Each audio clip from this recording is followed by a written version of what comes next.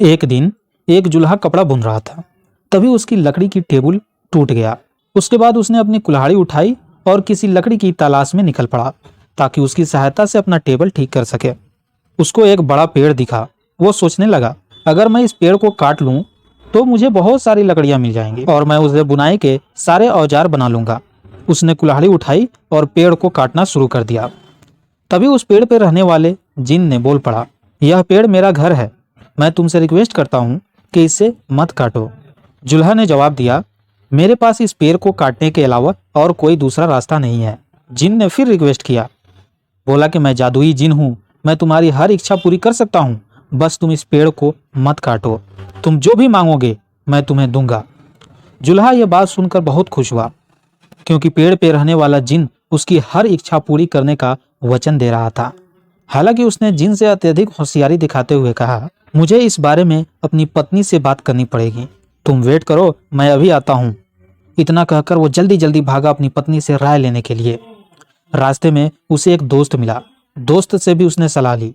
दोस्त ने कहा, इस मौका को मत गंवाओ, तुम उससे इस राज्य को मांग लो, तुम राजा बनकर पूरी राजशाही का चैन सुख लेते रहना। जुल्हा को मशवरा पसंद तो आया, लेकिन उसने जिन्नात से यह वरदान मांगने से पहले एक बार अपनी बीवी से बात करने का निश्चय किया। उसने सोचा कि मुझे अपनी पत्नी से भी सलाह लेनी चाहिए। वह जल्दी से अपनी पत्नी के पास गया और उसको पूरी बात बताई। जुल्हे की पत्नी ने बहुत ही शालीनता से जवाब दिया, तुम्हारे मित्र बिल्कुल मूर्ख है, वो बहुत ही घटिया सलाह दी है, उसकी सलाह पर ध्यान मत देना।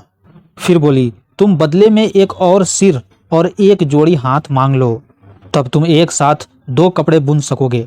अपने हाथों के बदौलत बहुत जल्द तुम्हारा नाम हो जाएगा और तुम धनी हो जाओगे। मूर्ख जुल्हा खुश हो गया और बोला कि हाँ, मैं ऐसा ही करूंगा क्योंकि तुम मेरी पत्नी हो और मुझे विश्वास है कि सबसे अच्छी सलाह तुम ही दे सकती हो।